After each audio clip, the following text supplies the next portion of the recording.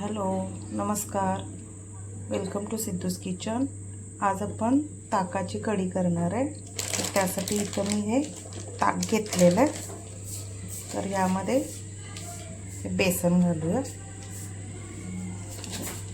कितपत आपल्याला कढी घट्ट पाहिजे त्यानुसार आपण हे पीठ टाकायचे. आता ह्याला मी हलवून घेते.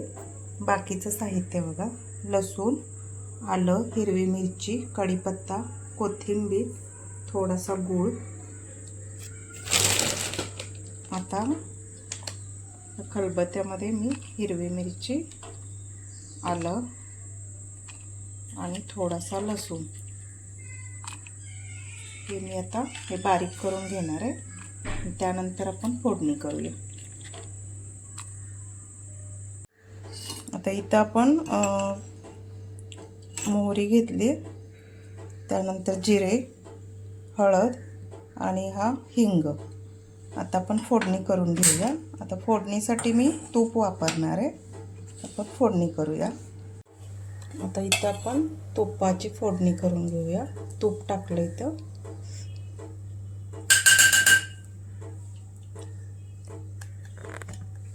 हे बघा, तूप टाकलंय. आता ह्याच्यामध्ये मोहरी घालूया.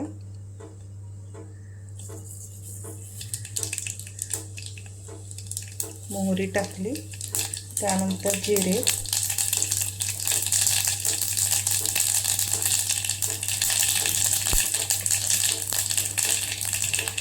हे आपलं आलं, लसूण आणि हिरवी मिरची, कढीपत्ता,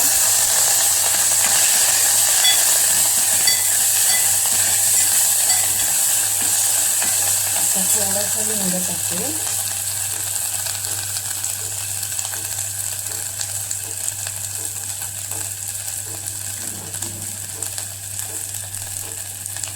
त्यानंतर हळद.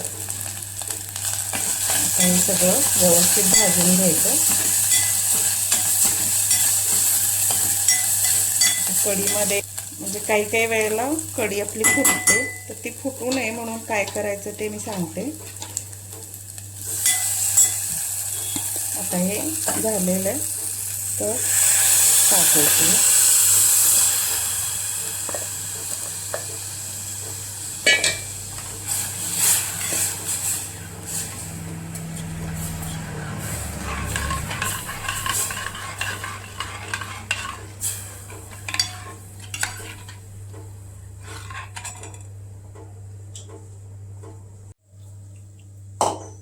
आता ही कढी आपली, ह्याच्यामध्ये थोडासा गूळ टाकूया चवीपुरता.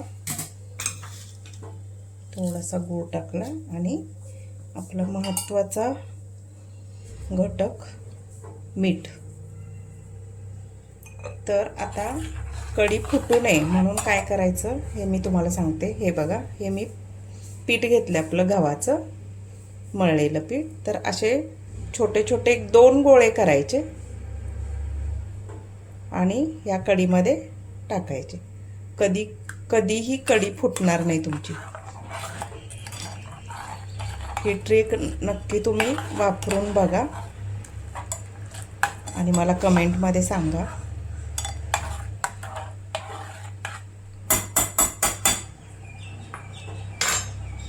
तर ही कढी उकळू दे. त्याच्यावर थोडीशी कोथिंबीर.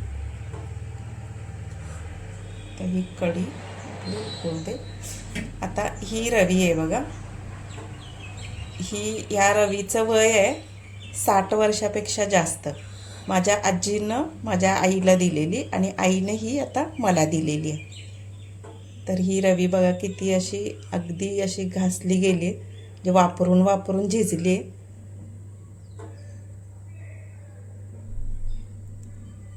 ही रवी ही अशीच ही रवी नेहमी, आता जवळजवळ 20 वर्ष झाली रवी माझ्याकडे आहे. तर ह्या रवीचा वापर मी छान करून घेतलेला आहे. आणि ही अखंड रवी आहे, म्हणजे ह्याला कुठंही तुम्हाला असं जोड दिसणार नाही. अखंड रवी आहे अशी पूर्ण. आता आपली ही कढी उकळायला लागली. ह्याचं पीठ जरा ह्याच्यात टाकलेलं बेसन शिजू दे आणि घट्ट पातळ जशी तुम्हाला आवडत असेल त्याप्रमाणे तुम्ही ते बेसन टाकायचे. तर चवीसाठी गूळ मात्र थोडासा नक्की टाका, कढीला खूप छान टेस्ट येते.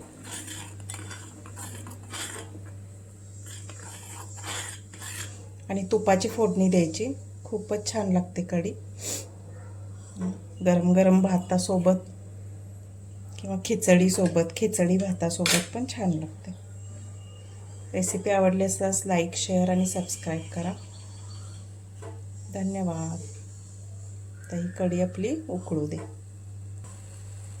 कढी उकळून उतू जाऊ नये म्हणून हा असा चमचा ह्याच्यामध्ये टाकून ठेवायचा, कढी उतू जाणार नाही.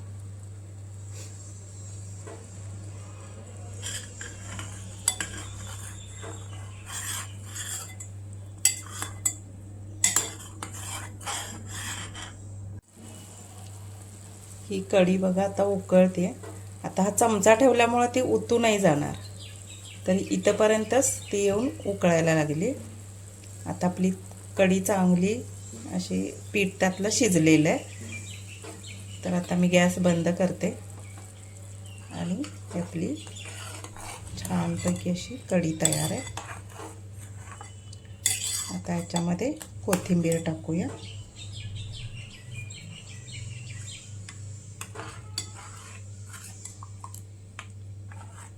गरमागरम चविष्ट कढी तयार आहे.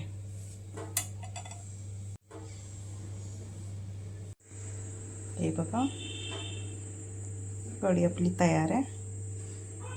रेसिपी आवडल्यास सबस्क्राईब करा. थँक्यू.